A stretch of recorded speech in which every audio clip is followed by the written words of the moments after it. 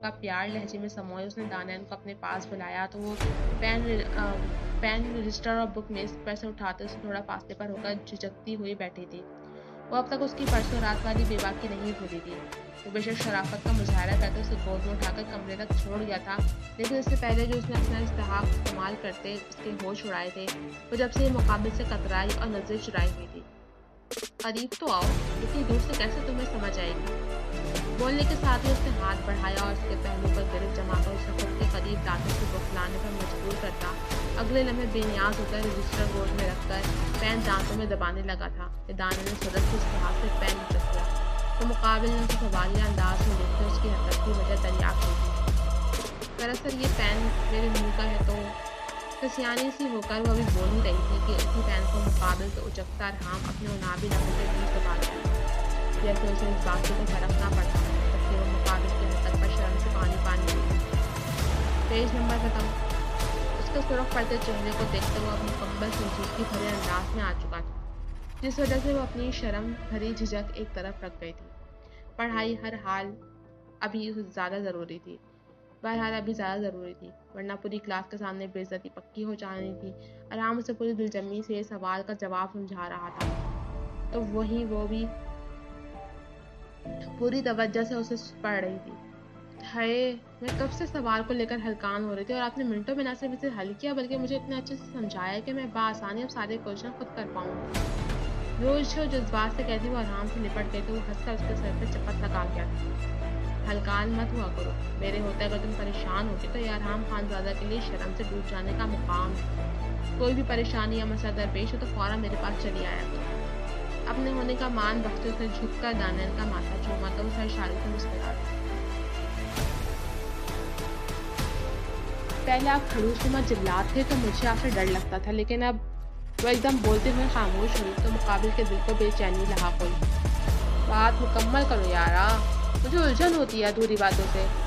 मुकाबले से मैं बुरी तरह झुंझलाया तो वो उसकी कैफियत से हज उठाती सूरज से दौड़कर वहां से जाने लगी, लेकिन मुकाबले उसके इरादे भागते सूरज से उसे काबू करते उससे गुफ्तगू शुरू कर चुका था। अल्लाह आराम बस करें। वो बुरी तरह मचलती हंस हंस कर पागल हो रही थी। बात मुकम्मल करो पहले।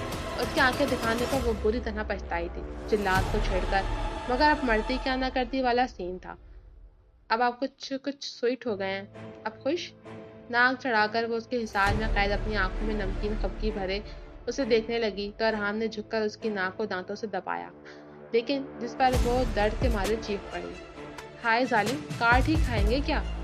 उसके चौड़े सीने पर अपनी चूड़ी से भरा हाथ मारते वो दुहाई दे रही थी। कब से चौखट पर खड़ी साइज उनकी हरकतों पर अपना खून जलाती बोल पड़ी। तुम्हारे तो ऐश है भाई। सैरिश की तंज में टूटी आवाज पर उन दोनों की गर्दनें पिछली जानिब घूमी थी, जहाँ सैरिश आंखों में हसरत के जज्बात के दानियाल को देख रही थी। तुम मुझसे बात कर रही हो? उसका अंदाज उन दोनों को ही नागवार गुजरा था। इससे पहले कि आराम खान ज्यादा अच्छे से उसकी इज्जत अफजाई करना दानियाल बोल पड़ी। उठी वो अपनी जगह से अब भी नहीं थी, जबकि आराम खान ज्यादा उसे बोलते देख गुस्से में लब नीचे खामोश हो गया। दानियाल को भी वो अच्छे से जानता था। अब उसने खुद ही मुकाबले से निमट लेना था। जब भी वो बेफिक्री से अपना फोन कोट की पॉकेट से निकाल कर बैठ गया था। हाँ, तुमसे ही कहा है मैंने। दानियाल के तुर्क सवाल पर जवाबन सैरिश का अंदाज भी कटीला था। तो मैडम, मेरे ऐश करने पर तुम क्यों जल भुन रही हो? तुम बहन भाई और तुम्हारे माँ बाप की कमाई और मोहब्बत पर एक मुद्दत से ऐश करते आ रहे हैं। मैंने तो कभी तुम्हें ये ताना नहीं दिया, हालांकि मैं इस बात को कहने का पूरा हक रखती हूँ, क्योंकि तुम लोगों ने मेरे हिस्से का प्यार समेटा है, मेरा हक खाया है। दानियाल बोलने में उससे कम नहीं ज्यादा ही थी। जब भी उसे उसी के अंदाज में जवाब देती सैरिश का अच्छे से दिमाग दुरुस्त कर गई थी, जबकि इस दौरान अरहाम बेनियाज सा अपने फोन में मगन हो चुका था। तुम बेइंतहा, वो गुस्से में बल खाती बोल रही थी कि दानियाल ने उसकी बात उचक ली। जानती हूँ मैं बेइंतहा खूबसूरत हूँ, कितनी सी बात बताने के लिए तुमने मुझे डिस्टर्ब किया। दानियाल ने गोया इस मरतबा उस जले दिल पर अच्छे से नमक पाशी की तो वो लापरवाह बनकर बैठे हंसी दबाए आराम खानजादा को देख पाँव पटकती वहां से निकलती चली गई, जबकि दानियाल खुद को हल्का फुल्का महसूस करती वजह से मुकाबले की गोश्त से रजिस्टर उठाती बकिया सवालात सॉल्व करने लगी। कितने में मुलाजमा गुलनार बेगम की नयत में लवाजमात से भरी ट्रे घसीटती चली आई थी।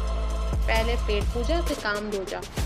गुलनार बेगम की चहकती आवाज़ पर वो झटपट अपनी चीज़ें साइड पर रख गई। आई लव यू फुप्पो, सच बड़ी भूख लग रही थी। तेजी से उठकर गुलनार बेगम का गाल चूमती हुई अपनी वालिहाना मोहब्बत का इजहार करते वापस अरहाम के पहलू में ही बैठ गई थी, जबकि वो हंसकर खुद भी अपनी छोटी जगह पर ही बैठ गई थी। कभी ऐसी वालिहाना मोहब्बत का इजहार अपने मजाजी खुदा से भी कर लिया करो, यकीन जानो तुम्हें सवाब भी मिलेगा। भरपूर संजीदगी से कहते हुए आगे बढ़कर अपनी प्लेट में अपनी पसंद की खाने की चीजें रखने लगा, जबकि वो बेचारी इस कदर बेबाक शिकायती फरमाइश सुनते गिश्त बदंदा हुई थी। तो वहीं दूसरी तरफ दानैन तन फन करती लॉन्च में दाखिल होती, हाथ मारकर कॉर्नर पर रखा गुलदान जमीन बोस कर गई थी। ये क्या बदतमीजी है सैरिश?